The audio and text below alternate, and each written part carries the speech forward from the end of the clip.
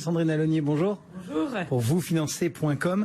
Effectivement, ces taux, ça y est, cette année 2016, on va la mettre au panthéon, au firmament de ce monde des taux, et puis on va repartir peut-être sur des conditions de marché plus normales, un petit peu plus académiques. Non, quand même, les prévisions pour l'année 2017 sont excellentes, mais c'est vrai que là, on referme cette année 2016. Tous les professionnels ont un grand sourire. On a vraiment eu des chiffres exceptionnels, tant en termes de transactions qu'en termes de production de crédit. On devrait atteindre les 230 milliards d'euros de production de crédit. C'est également un record historique. Et chez Vous Financer, là, notre production de crédit atteint 2 milliards et c'est une hausse de plus de 25%. Donc on surperforme un peu sur le marché, donc on est ravis de ces résultats. C'est-à-dire que vos équipes sont sous l'eau? C'est-à-dire qu'on a eu l'effet transaction, mais également l'effet renégociation, c'est 30% de la production de crédit. Et du coup, au global, on a eu une année exceptionnelle. Pour 2017, on est également assez confiant parce que même si les taux remontent, il y a un vrai engouement pour la pierre, une vraie volonté de devenir propriétaire, malgré le contexte économique et malgré même le contexte politique, justement, paradoxalement, la pierre devient vraiment un ancrage et donc tous les voyants sont au vert pour 2017. Alors Sandrine, quand même, tous les courtiers nous disent oui, la hausse est là, mais elle est mesurée, etc. N'empêche, le sens de l'histoire, c'est que la remontée s'accélère. Ça veut dire que si la reprise économique va mieux, on a vu là tout à l'heure avec Cédric les derniers chiffres d'inflation. A priori, le sens de l'histoire, effectivement, c'est que la hausse des taux s'accélère, si tout va bien. Oui, il faut vraiment distinguer les fondamentaux économiques sur lesquels vont reposer la hausse, mais également la politique commerciale des banques. Et parfois, les deux ne vont pas dans le même sens. Alors, c'est vrai que tout va dans le sens d'une hausse des taux, puisqu'on a eu une hausse des OAT, donc les taux d'emprunt d'État, qui sont passés de 0,10 à 0,80, mais qui se stabilisent plutôt là autour de 0,70. Mais ça, c'est vrai que ça a incité les banques à remonter très rapidement leurs taux. On a également l'inflation qui devrait reprendre, on pourrait atteindre plus de 1% dans le cours de l'année. Mais à côté de ça, on a quand même la BCE qui maintient sa politique de quantitative easing et résultat qui maintient des taux très bas. Et c'est vrai qu'aujourd'hui, même avec des taux de crédit qui restent bas, les banques ont tout intérêt à prêter plutôt qu'à placer leur argent à la BCE puisqu'on a des taux négatifs. Et également, et c'est là vraiment, je pense, l'effet qui nous permet de dire que la hausse va malgré tout rester limitée, c'est que les banques veulent faire en 2017 autant de production de crédit qu'en 2016, alors même qu'elles ne pourront plus compter sur les renégociations de prêts a priori. Donc là, ça montre bien... Il y a peut-être quelques retardataires qui vont se dire, là, il faut vraiment que j'y aille parce que ça va remonter. Exactement, c'est le phénomène qu'on a constaté. Dès qu'on a annoncé les premières hausses de taux ici en décembre, il y a eu un afflux. Les gens se sont dit, oh là, mais ça fait 1 an que je veux renégocier, cette fois-ci, il faut vraiment que je le fasse. Donc on a eu vraiment une hausse des demandes de renégo et je pense que ça va continuer sur tout le premier trimestre. On a encore des retardataires et aujourd'hui, avec des taux moyens à 1,60% sur 20 ans, il est tout à fait encore le temps de renégocier. Aujourd'hui, et c'est vrai que Marie nous en entretient régulièrement, mais c'est quoi le portrait type finalement de l'emprunteur, cet emprunteur 2016 qui a fait cette année historique? Alors l'emprunteur 2016 a été très gâté, puisque par rapport à l'emprunteur de 2015, il a pu emprunter à peu près 10 000 euros de plus avec les mêmes revenus, sur la même durée et avec le même apport. Donc finalement, il a bénéficié de conditions d'emprunt exceptionnelles, d'une capacité d'emprunt plus forte.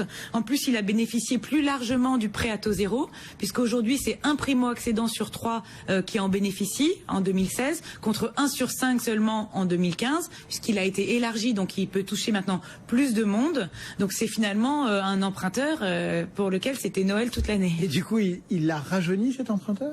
Alors non, malheureusement, et c'est là un petit peu que le bas blesse, c'est que finalement l'âge moyen du premier achat reste à 32 ans. On voit bien que du coup, et avec des revenus qui sont les mêmes, donc on voit bien que finalement il n'y a pas plus de gens plus jeunes et avec des prêts avec des revenus plus faibles qui ont pu y accéder. Donc on sent bien qu'il y a encore un frein pour les jeunes et ça c'est tout simplement lié au fait qu'il y a 86% des embauches qui se font en CDD.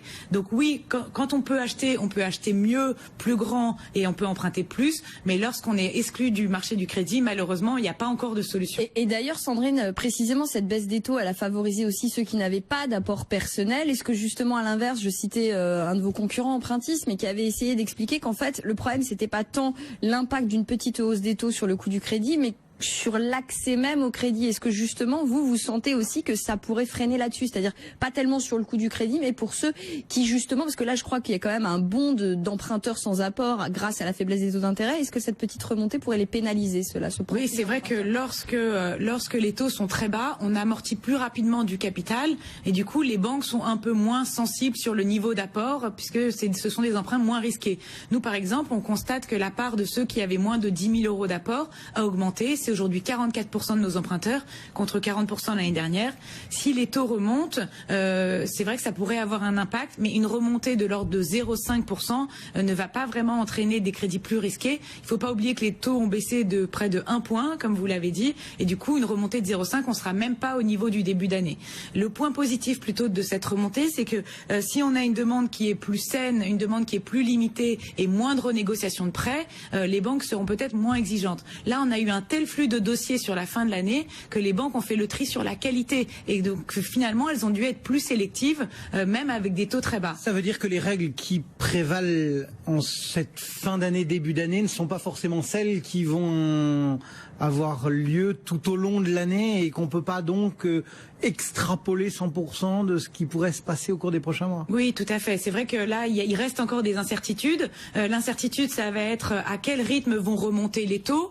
Moi, je parle d'une remontée de 0,5, mais je ne sais pas si elle sera là dès le mois de juin ou si ça pourrait être sur la fin de l'année. Je pense même qu'on pourrait avoir de nouveau quelques baisses au moment du printemps. Il est traditionnel. Hein. Voilà, traditionnellement, les banques savent que c'est à ce moment-là que les gens veulent acheter, donc elles pourraient de nouveau se positionner pour être très compétitives. Donc on a quand même quelques petites incertitudes sur les taux et également sur les volumes. C'est vrai que là, dans cette année 2016, avec cette très forte demande et toutes ces renégociations de prêts, les banques ont été plus sélectives. Là, on devrait avoir un marché plus rationnel et plus sain grâce à cette hausse de 0,5. Et du coup, finalement, ça pourrait même profiter aux emprunteurs. Et puis surtout, elle pourrait être d'autant plus historique parce que ce que vous nous dites est hyper intéressant. Ça veut dire qu'en gros, le volume de crédit accordé l'année prochaine sera essentiellement des nouveaux crédits et non plus des renégociations. Donc on a quand même de nouveaux entrées sur le marché là. Tout à fait. Voilà, c'est vraiment aujourd'hui ce que les banques souhaitent, c'est faire revenir les primo-accédants sur le marché. C'est pour ça que là, même si elles ont remonté leur taux entre 0,10 et 0,30%, certaines les ont assez peu remontés sur les durées longues pour justement ne pas pénaliser les primo-accédants. On a des banques qui proposent encore des PTZ spécifiques, mais qu'elles-mêmes proposent. Par exemple, on peut avoir 15 000 € à 0% par tranche de 100 000 € empruntés. Ça existe encore pour l'année 2017. Donc on sent bien que les banques ne veulent pas casser la dynamique du marché. Et c'était d'ailleurs les premières un peu dépitées de devoir augmenter les taux. Donc elles vont vraiment limiter cette... Les premières dépitées, à un moment donné, il fallait aussi qu'elles reconstituent un petit peu leur marge. Exactement. Elles n'avaient pas le choix. Donc elles ont dit, voilà, on n'a pas le choix, on remonte les taux, mais elles l'ont fait vraiment de façon chirurgicale en adaptant bien les remontées tant au profil d'emprunteur qu'aux durées. Est-ce qu'aujourd'hui, période électorale oblige, vous allez, vous, ou en syndicat avec tous vos autres petits camarades courtiers, essayer de peser dans la campagne en disant, tiens, auprès des candidats, attention, il ne faut pas trop appuyer là ou il ne faut pas reverser là-dedans parce que on va gripper ce marché de l'immobilier, on va l'empêcher de redémarrer, vous avez voilà des idées à aller défendre devant nos candidats? On est très attentif en effet aux propositions qui sont faites et on a également envie d'en faire. Même si on se réjouit de la bonne santé du marché immobilier, même si tous les voyants sont au vert, c'est justement durant l'été qu'il faut penser à réparer la toiture, ne pas attendre que les problèmes arrivent. Je pense que le vrai enjeu, ça va être de faciliter l'accès au crédit de tous ceux qui n'y ont pas accès, essentiellement ceux qui sont employés en CDD ou tous ceux qui ont des contrats un peu atypiques. C'est quand même 25% au global de la population française. Alors je ne sais pas si ça passe forcément par les pouvoirs publics, je pense que c'est aussi les acteurs privés qui doivent trouver des solutions entre eux, soit des solutions de caution, des systèmes de garantie. Donc ça, on y travaille avec d'autres professionnels. Et évidemment, sinon, on va être attentif à ce que aucune mesure ne vienne gripper le marché. Finalement, en 2016, tout s'est bien passé parce que surtout, rien n'a changé. Et c'est ce qu'il faut parfois, ne pas changer ce qui marche.